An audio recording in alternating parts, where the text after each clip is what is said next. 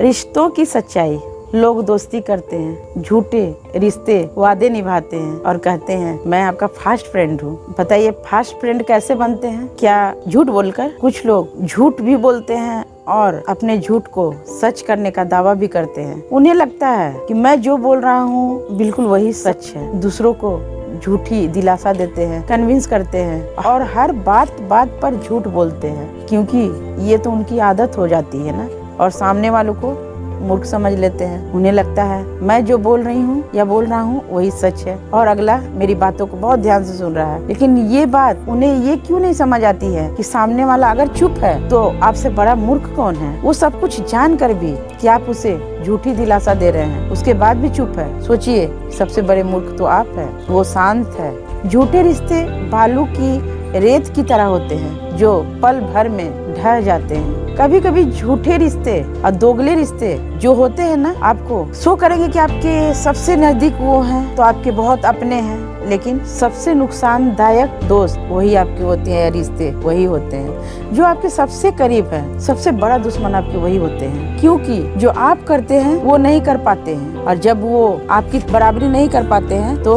खुद से तुलना करते हैं, और जब तुलना करते हैं तो वो खुद को थका हारा समझते हैं, और जब खुद को थका हारा समझते हैं तो वो आपसे दुश्मनी निकालना चाहते हैं। कभी कभी पराये रिश्ते भी, पराये खून भी इतने अपने होते हैं कि आपके लिए जान तक लगा देते हैं, लेकिन जो दोगले रिश्ते होते हैं ना, वो आपको बर्बाद करने में रत्ती भर भी कमी नहीं छोड़ेंगे। वो आपको बर्बाद करके रहेंगे। और आप फालतू के ऐसे दोस्तों या रिश्तेदारों से दोस्ती करो या रिश्ते रखो जो आपके किसी काम के ही ना हो। ऐसे रिश्ते से दूरी भला। जब आप किसी से बातें करते हो, फालतू बातें, जैसे टाइम पास करने वाली बातें कि मुझे तो मन ही नहीं लगता है, मैं तो उसके साथ ऐसे आधा घंटा टाइम पास कर लिया, अगर इस टाइप के आपके स्वभाव हैं तो आप एक बात जरूर सोचें कि अपना टाइम वेस्ट ना करें, क्योंकि आप अपना टाइम उन लोगों के साथ बर्बाद कर रहे हैं। हो सकता है आपके अंदर वो क्वालिटी है जो सामने वाला के अंदर ना हो। ऐसे तो हर इंसान के अंदर कुछ ना कुछ क्वालिटी होते ही हैं, बट कभी कभी वो उसे निखार नहीं पाते हैं। तो आपको मैं एक उदाहरण देना चाहती हूँ कि अगर बनना है तो उस जंगल के शेर की तरह बनो जो जंगल में अकेला रहता है,